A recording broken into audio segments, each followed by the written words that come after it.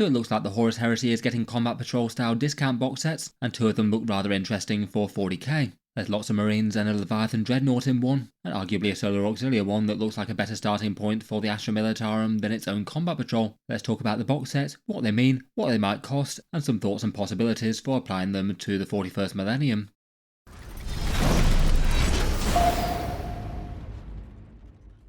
Hello and welcome back to Warspec Tactics, where today I thought we'd talk about the new Combat Force box sets, Games Workshop's announcement on their Monday preview, with 3 new discount box sets. It seems that for the new edition of the Horus Heresy, Games Workshop have decided to create some Combat Patrol sort of starter intro box sets and have them permanently available for ones aimed at different factions, as well as the more sort of big obvious Game Start box set that focuses on the Space Marines with the Saturnine box set. I strongly suspect that like the 40k Combat Patrol box sets or the Sigmar Spearheads, these will be permanent range items for the Horus Heresy, at least likely for the rest of this edition. And the ones that get box sets are the Space Marines, the Solar Auxilia and the Mechanicum. Out of those 2, I'd certainly say that the first 2 genuinely could have some really good interest and application to Warhammer 40k, particularly if you collect Astra Militarum or Chaos Marines, maybe Loyalist Space Marines as well. The Mechanicum one maybe not translating over quite so well, as Games Workshop never got around to giving them 40k rules for their automata stuff. Obviously the main aim of these is aimed at Horus Heresy players, though there is certainly lots of overlap, and the existence of these means that we might well get an Adeptus Custodes one as well when they do the big launch for that range, and if so that could be an interesting thing for a discount box set for both 30k and 40k Custodes, potentially more good news for a faction that's really quite cheap to collect already. For release dates, they said that these will be coming sometime later this year, not very specific, but I'm sure they'll turn up on a Sunday preview sometime. And they didn't have any hints as to a small game mode for smaller forces like say Combat Patrol or Spearhead. It doesn't overly look like that's necessarily going to be the aim of these things, and with some big heavy damage dealer units in each of them, it does more feel like they're aimed as a section of a bigger army in the big game mode. It's interesting to take a look at these and compare them to the 40k Combat Patrol box sets. As ever with these reveal announcements, Games Workshop didn't tell us a price for these, though I think we can have a pretty good educated guess. They all vary a little bit, but they have a price tag of around about $260 or £158 if you were to buy all the miniatures within them separately. And these days quite a lot of Games Workshop's offerings tend to come with around about a 30% discount or so, maybe a little bit less than that. It often tends to be the kind of region that the 10th edition Combat Patrols fit into. Based on that number, I'd guess that these box sets might well be a little bit more expensive than 40k Combat Patrol boxes, but probably not loads. Maybe somewhere around the $185 or £110 price tag. It could be a little bit more than that, though if they do wind up being a little generous and price them the same as actual Combat Patrol box sets for 40k, that'd increase the discount rate for them, and generally make them as pretty excellent discount deals for jumping into the Heresy, or as mentioned maybe even 40k of certain armies. For the contents of them, the biggest differences between these and the 40k Combat Patrol box sets are that they don't have a leader character in them, and as characters tend to be very little plastic for the money. That's perhaps quite good news for anyone looking to pick these box sets up. One of them has an upgrade sprue, but beyond that they're pretty central core units to their armies, generally a pretty good thing in my opinion. On top of that, as mentioned, unlike the 40k Combat Patrol box set, there doesn't seem to be any sort of shying away from really big mainline battle tanks and damage dealers, an enormous automata, one big dreadnought and a Lehman Russ tank. The 40k Combat Patrols often go kind of light on those as they're balanced around the Combat Patrol game mode, and I think Games Workshop aims to keep it mainly infantry and mounted things, just so more units can interact with each other well. Again, broadly good news to have big exciting centerpiece models in the boxes.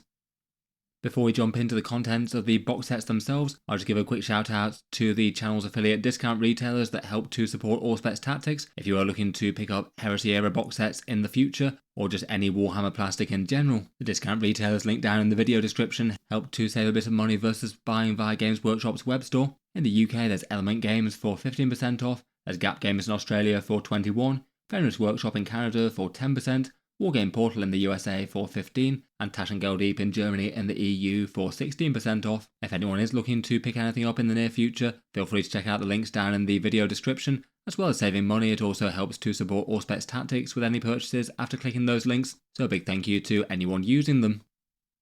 Let's jump in to look at the boxes though, and the first up is the Legions Astartes Combat Force, so Space Marines that could be used as loyalists or traitors. In this box set there's 20 of the Mark 6 Marines, so the Beaky Corvus armor type.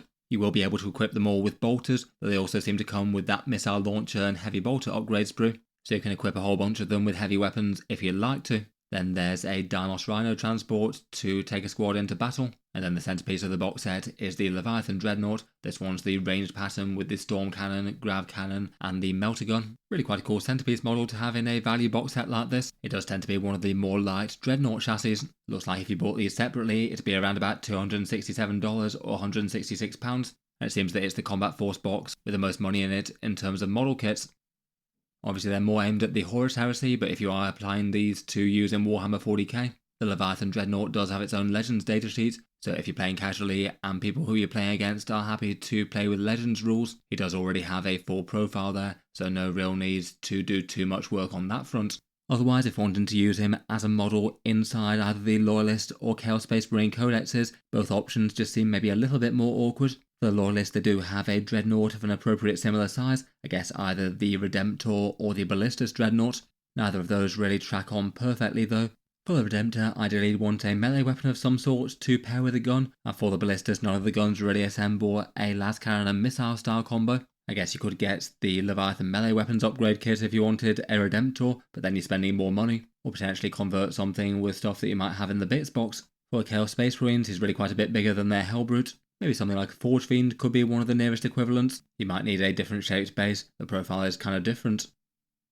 The other bits are a bit more straightforward though. The Rhino has an equivalent in Warhammer 40k that has basically the same profile. Chaos Space Marines of all stripes make good use of that basically all the time. Nice to have for delivering any kind of damage dealers into battle. The Loyalists can obviously use it as their Rhino to transport either Devastators or Tactical Squads into the front. Maybe not super optimal. I do wonder if at some point they might do a sort of drop pod style update for the Rhino, and then finally allow it to transport some Primaris Marines about.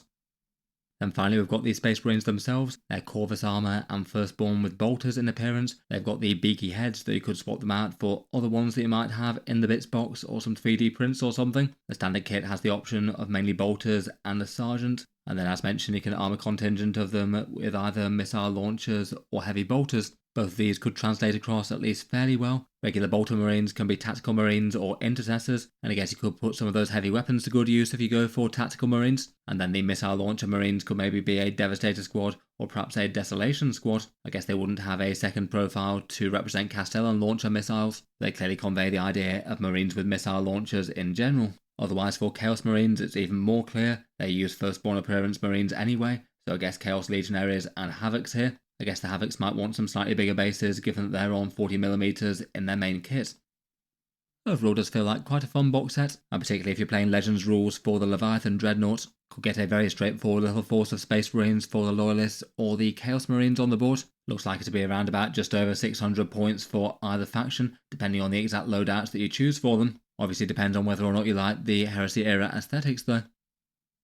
Moving on to the next one, and next up we've got the Solar Auxilia Combat Force. This one, as mentioned, at first impressions feels like a Start Collecting Astra Militarum box set that's better than the Combat Patrol Astra Militarum, and in it you get a command section, a las rifle section, so essentially basic infantry with las guns. There's a big 20 of those, and then 2 Hermes Light Scout Sentinels, and a Lehman Russ strike tank. This is the one that can be equipped with a Vanquisher or battle cannon, or twin autocannons or las cannons on the turrets. In terms of the cost of the kits combined, this one seems to be the single cheapest one at $244 or around £150, so I guess the on-paper saving will be a little bit less than the Space Marines and Mechanicum. For focusing on the miniatures, first up we've got the las rifle section. I must admit I do quite like the vibe and feel of these guys, big industrial feeling armour and long barrelled las guns. You could certainly use them as standard guardsmen, but with big sort of carapace armour on it. I've seen people use these as the base for elites of their army, say squads of scions or catechins with those bigger las guns. In any case, it's a solid amount of infantry bases. You could just equip all of them with las guns and use them as infantry squads. I just bear in mind that compared with Cadian or Kriegsman or anything, they don't come with any special weapons in the box set. So if you want to represent those, you might need to do a little bit of kit bashing with spares in the bits box or things found elsewhere.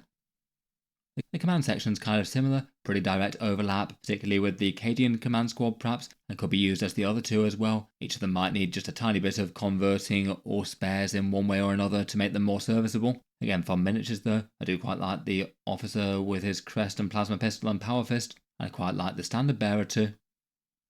Then we've got the vehicles. There's the 2 Hermes Scout Sentinels, which I think are cool models, but maybe a bit more equivalent to lighter versions of the old Sentinel compared with the newer model of the Astra Militarum. By the side-by-side scale comparison, you can see that they are a fair bit smaller than that one. I feel like they're not so far away that you couldn't use them as proxy stand-ins. In more casual games, I feel like people aren't going to care too much, provided you're not trying to gain advantages by hiding them behind things that you otherwise wouldn't have been able to. And if you want to make them stand on a bit more of a similar level, you could consider putting them on an 80mm base like the current Guard Sentinel has, and maybe building it up a bit so they're on a bit more of a similar height, maybe a bit of a tactical rock or outcrop going on. The front-mounted weapons on the Hermes Sentinels have some things but not everything. A flamer, grenade launcher, Volkite weapon, or multi-laser. I guess you could maybe use the Volkites to represent a plasma cannon perhaps, or if you've got some spare las cannon bits from somewhere, that could be another good option to tack on the front.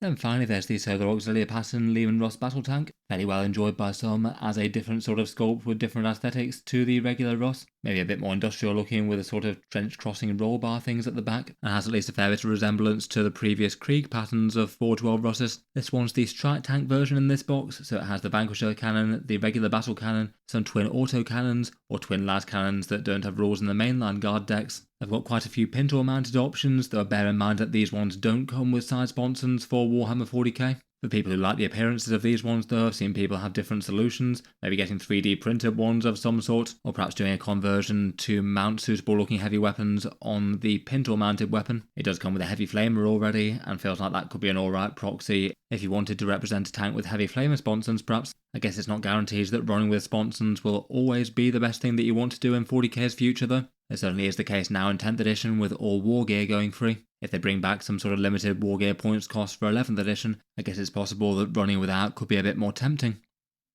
In any case, overall it does feel like quite a fun box set. If you like the aesthetics of the miniatures, feels like it could be a pretty reasonable way to jump into an Astra Militarum army. The infantry and command squad are certainly usable enough. The Scout Sentinels may be a bit more rough and ready, though if you wanted, it feels like with a bigger and more built up base you could run them just as regular Sentinels, and quite cool to have a Lehman Russ of any description in a value box set. Depending on the exact choices for what you run them as, it looks like it'll be around about almost 500 points worth of Astra Militarum for Warhammer 40k, so quite a good chunk more than the current Combat Patrol box set for them, with its unusual unit choices like 2 sets of Rough Riders.